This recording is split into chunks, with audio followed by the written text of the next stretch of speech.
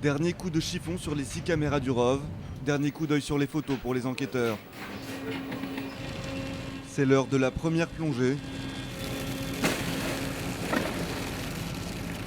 Encore 3h30 de descente et ils découvriront les premières images du site en temps réel. Le site, cela fait 4 jours qu'ils le regardent sous toutes les coutures. 26 000 photos pour 1200 mètres carrés de débris. Le but de cette inspection, identifier les pièces d'avion transformées en débris informes par l'accident afin de cartographier la zone. Tu peux regarder la dimension de la porte? La largeur? On va voir tout de suite si c'est... Mais surtout la largeur, pas la hauteur. Ce travail préparatoire est essentiel pour définir les premières zones à fouiller. On a identifié pour la première partie de la mission du robot 6 points principaux à examiner. Ces 6 points pourront être examinés demain dans leur totalité. L'un de ces points qu'on a fait apparaître ici correspond par exemple à cette photo. Cette photo qui, après analyse, après discussion, consensus et validation au sein du groupe, nous permet de dire que c'est là qu'il faut se rendre en premier. Comme les enquêteurs, tout le personnel à bord vit au rythme des préparations.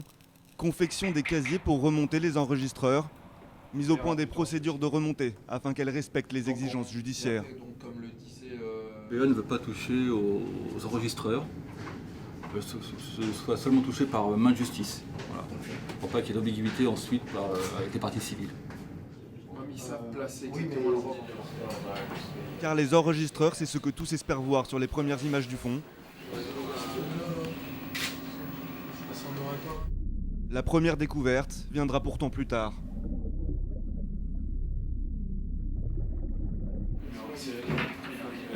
C'est la partie électronique de l'enregistreur de paramètres. En fait, sur l'enregistreur de vol, il y a la partie mémoire qui est protégée et la partie électronique qui permet de faire l'interface entre l'avion et le module mémoire. Donc là, on a retrouvé la partie électronique qui s'est probablement détachée du module mémoire à l'impact. Alors, dans quel coin exactement il faut encore qu'on valide ça, mais c'est un peu au milieu du champ de débris, sans cohérence particulière. La logique de répartition des pièces au fond n'est donc pas absolue.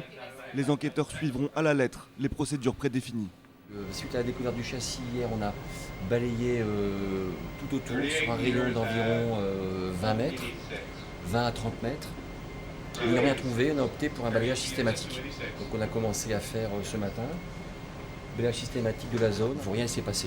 Donc on a une progression lente, éventuellement des arrêts qui nous permettent d'observer les pièces détectées, ce qui explique que c'est un long travail.